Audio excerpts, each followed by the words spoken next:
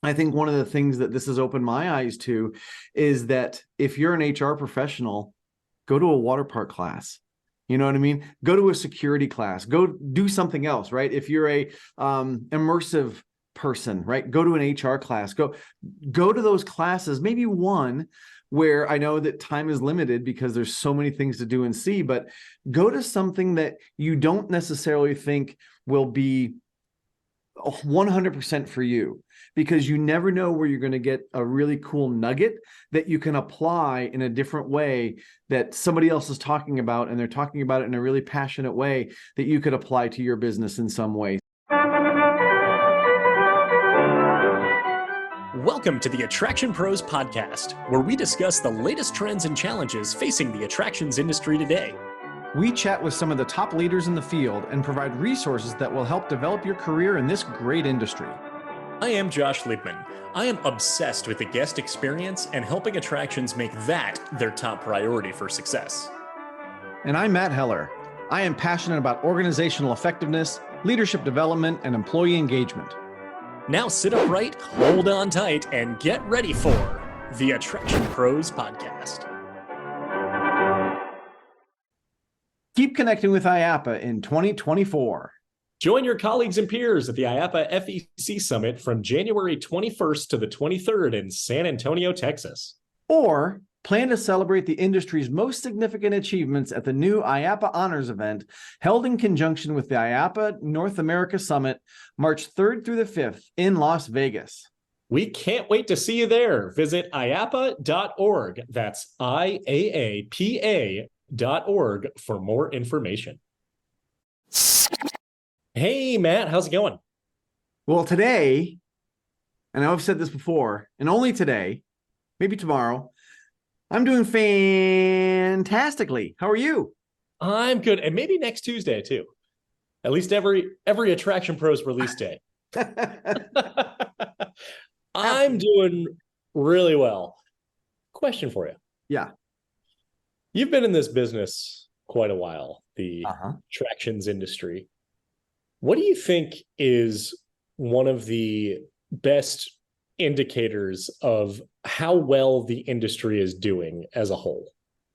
Interesting. I think there's kind of an overall sentiment, that people have, like, we could say during COVID that there was a blanket, a cloud a little bit over some of the people, in the industry. And there was a lot of trepidation, a lot of uncertainty at that time.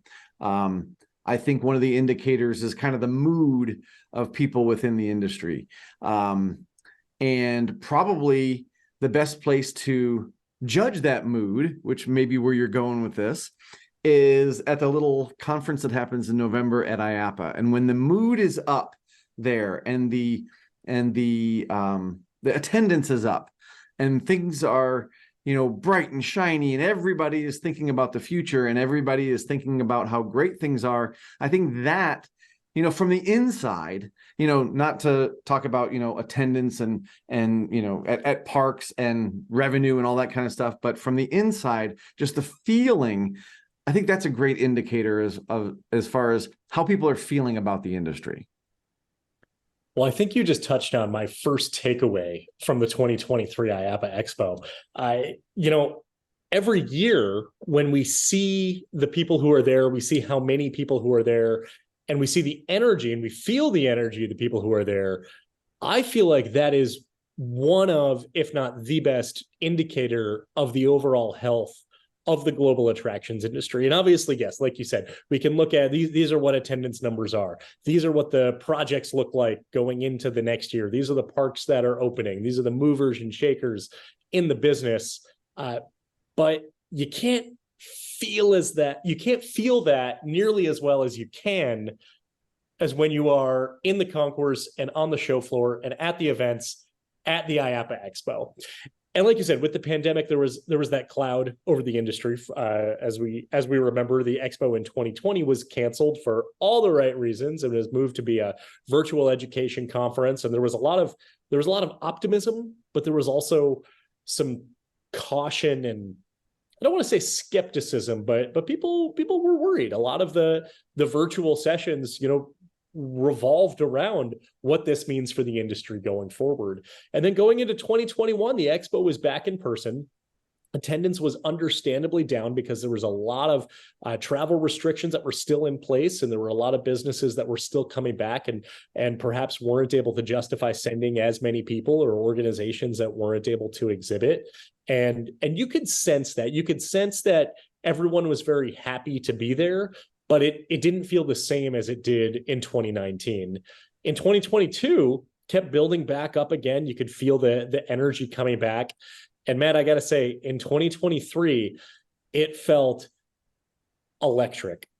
I mean, the amount of people and the excitement and the enthusiasm that people had, and the amount happening on the trade show floor, the amount happening in the expo sessions, the lines of people wrapped around the hallway to get in, showed that, at least I believe, the health of the industry right now is continuing to rebound, is in such a fantastic place, and is poised for so much growth going into 2024 and beyond. So as you and probably a lot of our listeners know, I was not there. So I'm going to live vicariously through the electricity that you're talking about. Can you describe kind of how that electricity manifested itself? Was it in the greetings with other people? Was it, in the amount of people maybe that went to an event? I know you said that the lines were around the corner for a lot of the education sessions. So where were you feeling that electricity the most? Matt, it's so hard to describe, because it felt like it was just woven into all of the interactions and all of the events.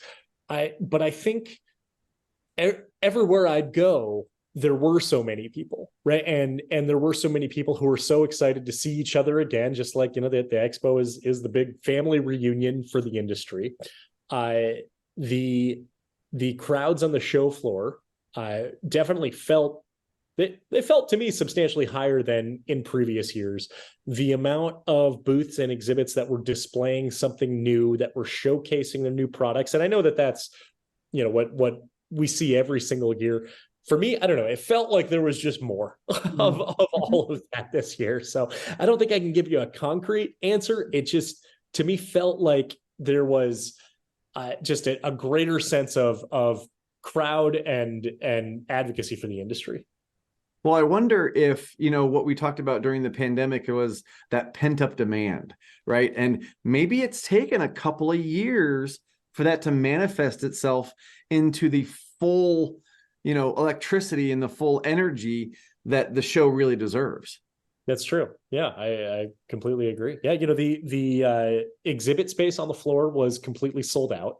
So if you recall, the last couple of years, there were EduTalks that were done on the show floor. They carved out a space of the show floor to deliver those EduTalks.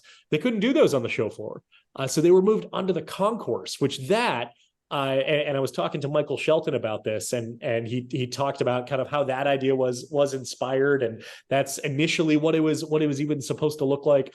It was so cool, because when you think about, you go to the education sessions, you show up early, you wait in line, you find your seat.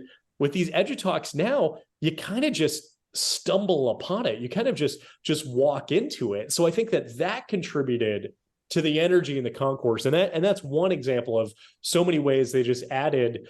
I would almost call it streetmosphere of what we would see in a theme park, where you're like, man, the energy in this park is really high. Things like that brought up the overall energy in the convention center. Well, that's so cool. That's so cool. So believe it or not, I've got a couple of takeaways. I'm so excited. So there's one right there. The expo is reflective of the health of the overall industry. What is your first takeaway? So my first takeaway, I watched it from afar this year, from home, and I couldn't help but in some ways feel like I was there because of all the things that people were sharing, right? And you sent me a great video from your education session. People sent me some texts and things like that, and it was great to feel like I was part of it. But what I really noticed is I got to kind of take a bird's eye view of the industry, and the people I'm connected with on LinkedIn. They're maybe in different parts of the industry, manufacturers and people from different types of facilities and, all over the industry. And what I found, especially watching, the posts on LinkedIn, is that there's so many different things that people are passionate about. It was actually quite inspiring because when I go to the expo, and, I'm going to look at this a little differently moving forward, but I'm usually really focused on, HR and the people side of the business. And, that's really where I focus in my business. But, there's so many people that are they've got the same level of excitement for security and food and beverage and merchandise and entertainment and all the cool stuff that was on the trade show floor. It was really, like I said, inspiring to see people that were that passionate about their part of the business as I am about mine. And again, it made me realize, I probably knew that all that passion was out there, but when I go to the expo, like I said, I'm really hyper focused on, my part of the expo or the things that I'm going to be involved in. And maybe I don't get to see all of those things. So, it really expanded my view of the expo and what it has to offer. And that, there's so much out there, which is good, which is the way it should be. And I think I'm going to view the experience of the expo maybe a little differently next year when I go. And that's just one of the great things about IAAPA Expo, is because with tens of thousands of people who are in attendance every single year, it's great to almost have like the track for what this is who I am, this is what I'm passionate about, this is what I need, and have the ability to navigate that way.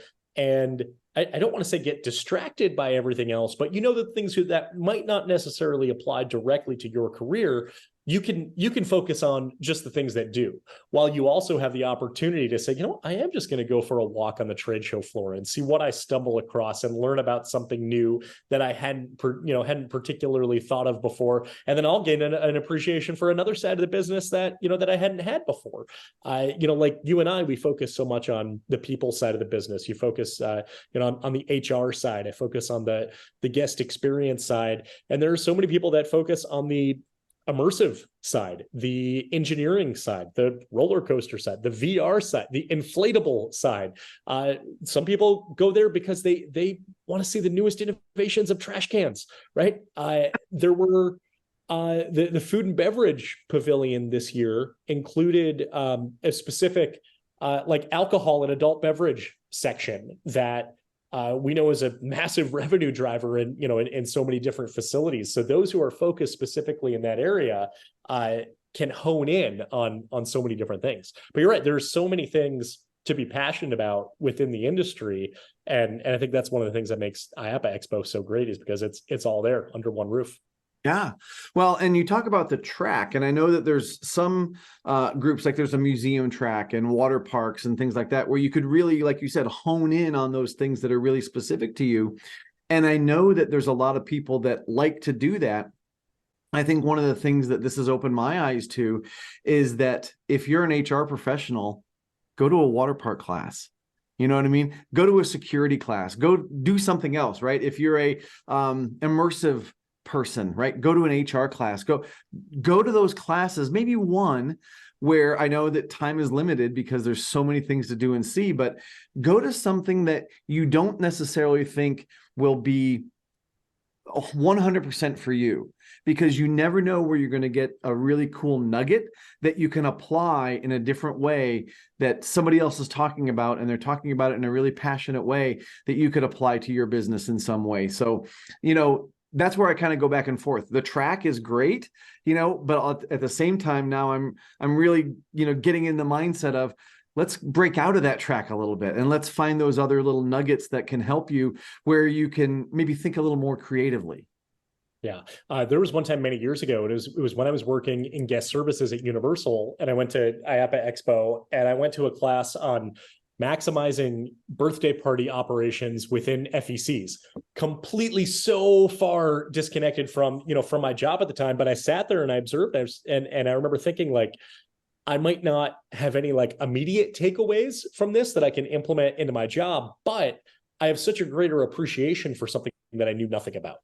Yeah, absolutely. Well, and it also reminds me of a gentleman I saw speak at IAAPA a number of years ago, and he was talking about creativity, and he was from Disney, and he said one of the things that he encouraged his team to do, because they traveled a lot to different places, is when you're in the airport, you go to the airport bookstore and buy a book or a magazine that has nothing to do with your job, right? And read through it, and then excuse me, when they got back.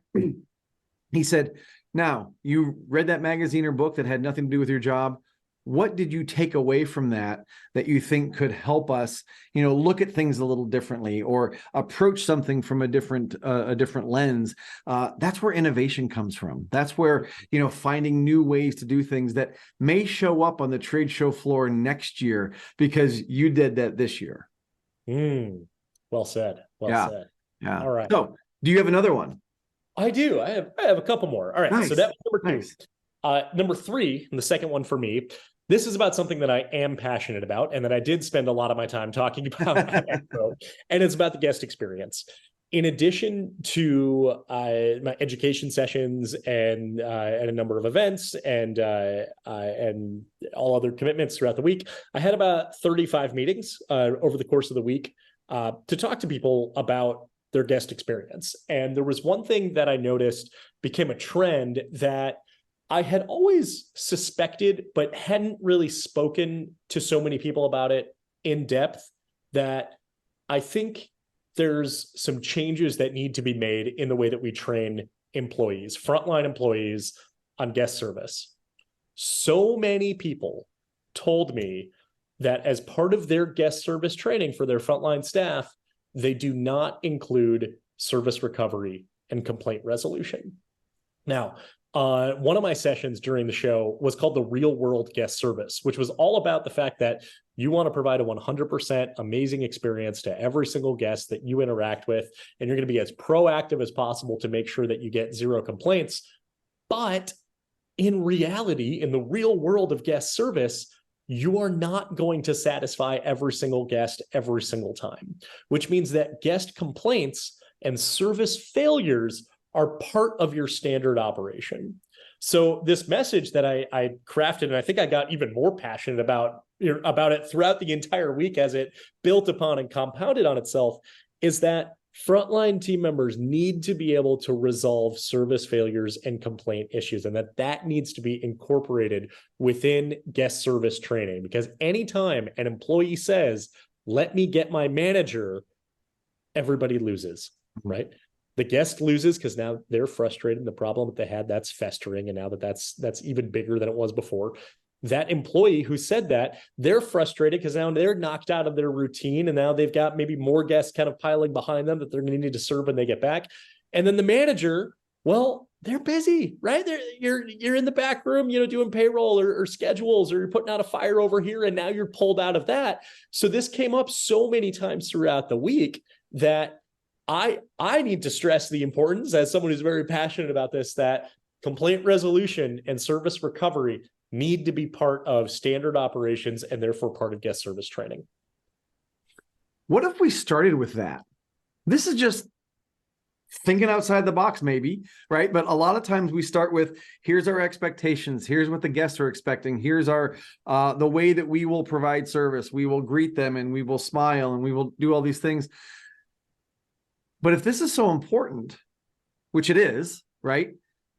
Is that something that we should start with or bring in earlier? Or when do we bring in, maybe that's the question for you as the expert, when do we bring in the service recovery piece?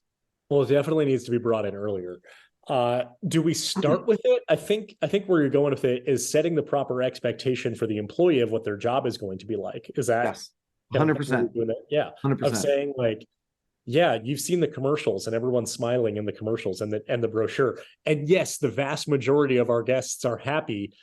And it is your job to make sure that those that aren't are able to have the experience that we want for them, to have. And you are going to be empowered and equipped with the tools to be able to get dissatisfied guests back over to satisfaction.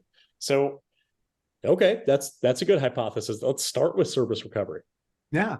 Well, and it gets right back to your real world guest service, right? The real world guest experience, knowing that not everything looks like the brochure or the commercial. Yeah. Interesting. I'm going to let that marinate for a bit and see where we can take it. But I mean, for those out there listening, watching, tell us what you think. Is it part of your training for frontline staff? And do you / would you start with it as foundational training? Good question to ponder. I would expand that question. Is this something you're addressing with your leadership? Because some things that I've found sometimes when we talk about equipping our leaders, the only time they're actually dealing with it is when they're dealing with it, right? Yeah. We're not doing role plays. We're not doing situational exercises to put people through their paces to see if they can handle it and what they would do in those situations. We may give them a 1, 2, 3, here's what you do, or here are the options, but are we emotionally preparing them to handle those kind of situations? Very good points. Yeah. All right. Lots to think about there. I think so. Right. I think so. What's your next one? My next one, again, got to see this from a bird's eye view, got to see this through the lens of a lot of people that were there. And what I noticed was that even beyond the training classes and the edu talks and, all that, there's actually a lot of personal and professional development that happens through the course of just being at IAAPA. And here's what I mean. I saw a number of people who said, I spoke for the first time, or I did it for the first time by myself. And wow, what an accomplishment that was, right? To get over that fear, to overcome that demon maybe that you had inside of you, like, I can't do this. Or somebody might have imposter syndrome, thinking that I'm not good enough. Who am I to get it up on an IAAPA stage and talk to people about something when so many people in the audience, they could teach this class, right? They're much smarter than I am. Who am I to get up there? And yet here they are getting up on stage, providing information, providing inspiration, getting over that fear. That has got to be such a confidence builder, right? For people, that goes beyond just delivering the information at IAAPA, but now that's going to be something that they carry with them when they get back to work in terms of their confidence level and their ability maybe to address executives or to present an idea, and to not let that cool idea that they had based on the book that they read, don't leave that in your head, right? So now they've got that extra confidence, like, I did that, now what else can I do? I felt every single one of those things you just mentioned. You're absolutely right. And I love that was one of your takeaways, because I think that's one of the things that can get lost in the shuffle if I'm just scrolling while I'm at the expo and trying to catch up on posts. So I'm glad that you were able to make that observation from afar. I think that, like, we can even expand upon that to, for people, if you're speaking and getting over your fears of public speaking, there's also the fear of networking too. So we can distill that down to even just the small things that we need to do at events like IAAPA Expo. I was at the opening reception. I went up to someone who I'm connected with on LinkedIn, or I follow them on LinkedIn, but we've never spoken before. And I introduced myself, and I didn't make it awkward. Something like that. I mean, that right there is, okay, what's that going to build upon? Maybe that will build upon here's someone who maybe they're hiring and I want them to hire me. And I got over that fear to go and approach them. Or maybe, we can do business together if they hire me, if they hire my company, right? If I can make a sale or something like that. I'm trying to think of all the different goals that everybody has for networking and at IAAPA Expo, and then leading to to now I'm speaking on stage. I did something I had never done before, at least definitely not by myself. I hosted an event. I really kind of took kind of a big risk and said, I rented out space and invited a whole bunch of people and said, let me buy you a drink. It was in celebration of my book launch. And all those questions that you were talking about were really running through my head of are people going to show up? Why would they show up? Like what if there's not enough people there? What if there's too many people there? All of those questions. I overcame a fear for myself, and now I want to do that again, right? And now I'm excited about having accomplished it. So think of all the things, big or small, that you accomplished during IAAPA Expo and see how those can build upon. You can now just take that next little step into getting somewhere a little bit bigger. Absolutely. And I think when I go back to the things that you and I talk about, which you just mentioned a couple of things, introduce yourself to someone, go to a education session and sit next to someone you don't know, right? And just strike up a conversation. All those little things add up to a big level of confidence that you can again take into something else. So I don't know how to quantify that. And that's really unfortunate, because so often when we look at, okay, an organization is deciding how many people to send to IAAPA, right? Or send to any conference. And they look at, okay, how much is the hotel going to be? What's the registration going to be? The flights, the meals, all that stuff that you have to kind of have an ROI on. But what about the personal and professional development and the confidence boost that doing something like that is going to be for the team? And you don't really get to see that until afterwards, but there's got to be some way to maybe quantify that so that you could say, this is what's going to be the outcome. Yes, you're going to spend all that money. Here's the ROI. Here's the return on investment. I'm going to be that much more of a productive employee, not just based on what I learn, but based on what I experience. Yeah, I think the ROI takes years probably to really see. And maybe it's a little bit of a gamble and a risk, but it's probably gonna be worth it in more circumstances than not. Yeah, absolutely. Yeah. Absolutely. Yeah. Awesome. Well, do you have another one? I think you said you had a couple. I do have another one. Yeah. So this one is going to play off of that last one. Okay. And the professional development piece. But it was one thing that I know it's an organization you've worked with for many years, and I had the opportunity to work with them this year. And I was so amazed and so fascinated by their strategy and their decision to do this. And of course, I'm talking about the Big Bear group for Lund Gruppen. Yes. Our friend Glenn Andre Vistaba, who's been on the podcast. Wow, but 5 years ago, it was pretty early on. I feel like it was a while ago. Yeah. I had the opportunity to work with his team of young leaders. And when I heard about just their itinerary for the week, let alone the workshop that I did with them before the expo started, I was blown away at the level of investment that they take. So, for example, they brought 16 people from Europe, from Denmark, Norway, Sweden, and they all stayed in one giant Airbnb in Kissimmee, which that house was awesome. It had like a game room. It was like there was like a Minions room. It was like one of those like very themed like vacation rental homes.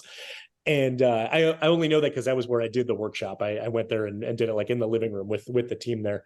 But they came and they did a couple days at Disney. They did a day at Legoland. They did a day at Universal. And that was all before the expo started. And when we did the workshop together, we were able to connect all these dots and say, well, what did you learn from Disney? How did the experience at Disney differ from the experience at Legoland? And we were able to talk about a lot of practical things that they were able to then bring back and implement at their operation at Conga Park and Skalnsdru Park. I'm probably not pronouncing those correctly, but where I'm getting at is the level of investment that they make in their leaders is substantial. And what they say is, most people, especially if they're coming internationally, they'll bring their C-suite and their board of directors, and they can have all those high-level meetings. We bring our young leaders to develop the talent, and we see it play out in the park, and we see those investments come back. I was talking to the CEO of the company. He said they've been doing it for 25 years, I believe is what he told me, which is longer than I think any, or at least most of the people who are in the group have even been alive. So seeing how long they've been doing that, and they've built up this track record of investing in their team to bring them to IAAPA Expo, really just sends the message of saying, invest in your team and bring them to IAAPA Expo. Yeah. Yeah. Well, and Glenn Andre, he started out as a big bear. Right. And that's where I met him many, many years ago. And now he's managing director of 2 of the parks. He's, overseeing, both those properties. And, just to see his trajectory over the years has been just amazing. Now, of course, not everybody, gets to that level, but your point about the investment, I think, is right on the money, because, no pun intended, because you get this young group of leaders and they're so impressionable and so hungry for information. And I just love working with them. I think they're just an amazing group. But then when you think about all the experiences that they get to have, and like you said, you get to connect all those dots, I can just imagine when they get back home to Europe, they got to be exhausted, just from all the stuff that they've done. But what a learning experience, man. If I could have done that when I was, 18, 19, 20 years old, it would have been just an amazing entry into the industry, and to see all those different facets, again, Disney, Universal, Legoland, and then the IAAPA Expo, to get all of that networking and education. I mean, it's amazing. That's the word I can think of. It's the only one. It's like almost incalculable. It is. Return you get on that investment. And it goes back to that old saying of, one executive says, why should we invest in developing our team if they might leave us? And then the other executive said, well, what if they don't? What if we don't invest in them and they stay? And then that leads the argument of you put that money into developing the talent, and you see it pay returns within your organization. Absolutely. Absolutely. Now, think of also, just to tie it back to what I was talking about, you've got these folks who, I don't know how well they know each other before they come over here, but now they've got a bond, right? Mm-hmm. And when I think about what helps leaders become successful, it's not that they can do everything on their own, but they have to build these relationships with other people. And what a great way to bond people to each other so that they have those relationships when they get back. So again, this is not a bring your whole team to IAAPA episode, but if you're thinking about bringing some folks to IAAPA, think about the bond and the relationship that can be built through that shared experience. 100%.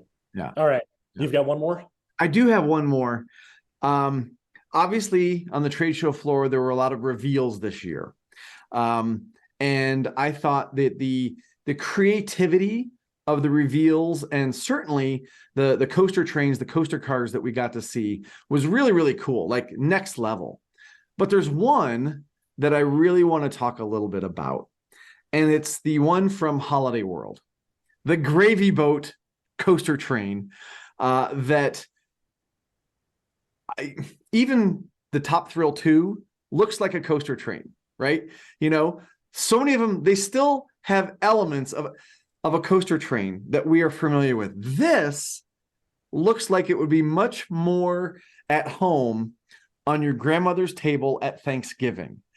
And I was just blown away by not only the creativity that that went into designing that and building it, that they would actually say from idea, hey, let's make the coaster look like a gravy boat, to the actual design and manufacture of it. I think when you talk about the health of the industry, I think that's another indication of it, that we're not just creating or designing and building things that look like they used to be, that there's a lot of innovation, a lot of creativity, and chances. People are taking chances with what they're putting out there for the public to see. Are there people that are going to be a little bit leery of getting into a gravy boat? I don't know, right? I think it's so cool looking that I'd love to ride it. But just that thought process, that it's almost like that, why not? Why not have a coaster car that looks like a gravy boat? So to me, that, again, indicates a strength of the industry. But also I'm just blown away by the creativity, the ingenuity, and quite frankly, the risk that someone would take to create a coaster car that looks like that. And I think that risk is going to pay off, because anything that Holiday World does really well, it's put in world-class attractions, and think about the PR and the publicity of, yeah, they're building a roller coaster that's themed to gravy. No big deal. Right. Good gravy. Like, yeah, of course, there's one of those at every park. No, it's something that it also like ties in with Holiday World's brand, and that little bit of quirkiness of yes, we can get away with building a gravy themed roller coaster. Yes. Were there any that you saw that caught your eye? Any of those reveals? Well, so I didn't get to see any of the reveals themselves, but I did get to see a lot of the trains. So obviously the gravy boat. And then, yes, honorable mention to Top Thrill 2. Got a picture sitting with Adam Sandy in it, which I thought was pretty cool. Yeah. Hot Wheels at the Chance booth. Yes. Has made me increasingly more and more excited about Mattel Adventure Park. Even though I've already been very excited about it. And there's going to be some Barbie attractions with it. And so like all the Mattel IP just like interacting with each other. And then Falcon's Flight at the Intamin booth, going to Six Flags Kidia. And that has a windshield. I heard that. Yes. Yeah. Yes. So that's the bug catcher on the coaster train that has a windshield instead of wiring guests to wear goggles. So, yeah. Well, when you're going like 800 miles an hour, it's probably good to have something right that will catch the bugs. Yes. Well, and as I'm sure you know, even riding Millennium Force, there are times when the bugs are quite evident, and would be nice to have a windshield on that. On those hot summer nights. Exactly. Yeah. Exactly. Yep. Well, I have one more. I know we gave 6 here, but I'm going to give a bonus one here, and it just can't go without mentioning that IAAPA Expo is not the same without Matt Heller there.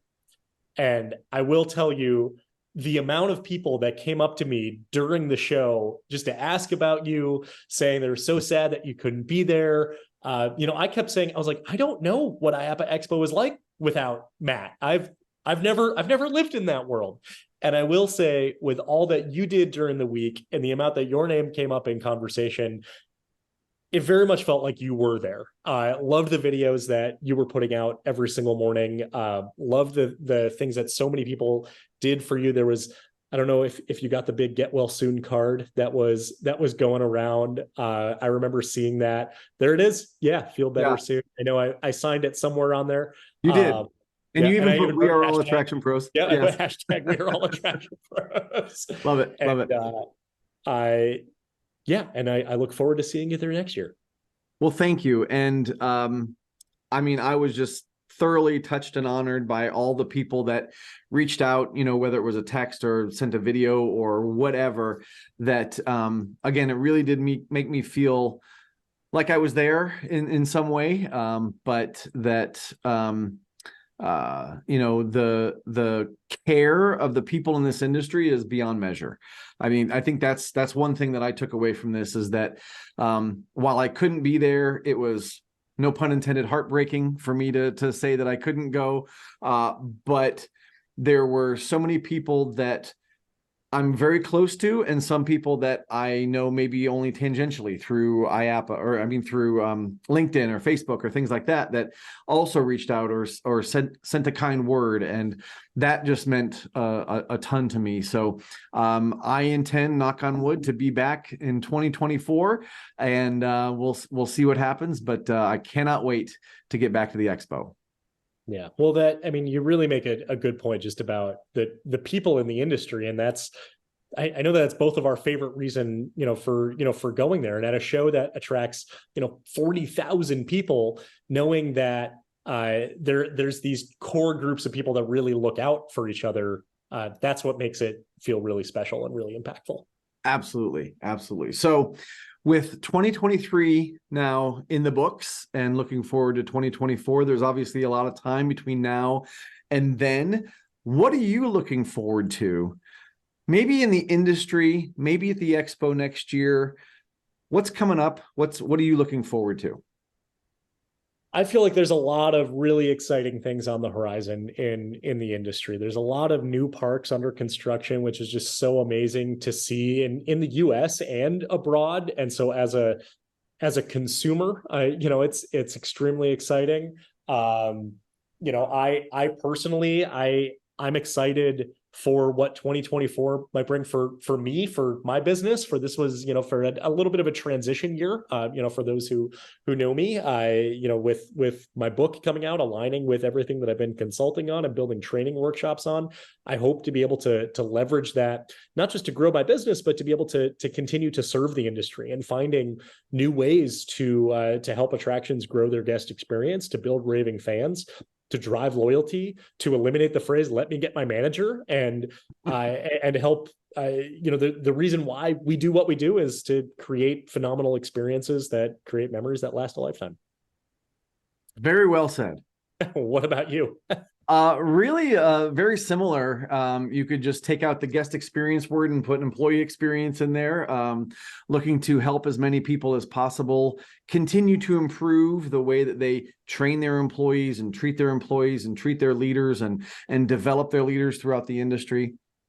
It's interesting if we talk about IAAPA as a business builder just for a second. That was one of the reasons that I was upset about not being able to go to IAAPA, because this is where I am able to get in front of all the people that I want to work with, and it was funny. My wife and I were talking today about when the cardiologist told me that I was going to have surgery and I wasn't going to be able to, it was going to be like a 4 to 6 week a recovery period. And she said that I wasn't upset about the surgery. I wasn't nervous about, going under the knife or anything like that. She goes, "What you said was, man, I don't think I'm going to be able to go to IAAPA." And again, because I wanted to see all my friends, I wanted to experience all the electricity and everything that you talked about, but it's such a great way to build the business. And I feel very fortunate that you were there speaking on my behalf in a couple of instances, and that there were so many people that, remember things that I've done in the past and will still, want to continue working with me in the future. So, I don't advocate for missing an IAAPA because of that, but I'm glad that there's enough goodwill out there and enough momentum built up that we're able to continue on with that. So yes, that's what I'm looking forward to a lot. Also, from your perspective, the consumer perspective, I'm really looking forward to all those new rides that we get to ride.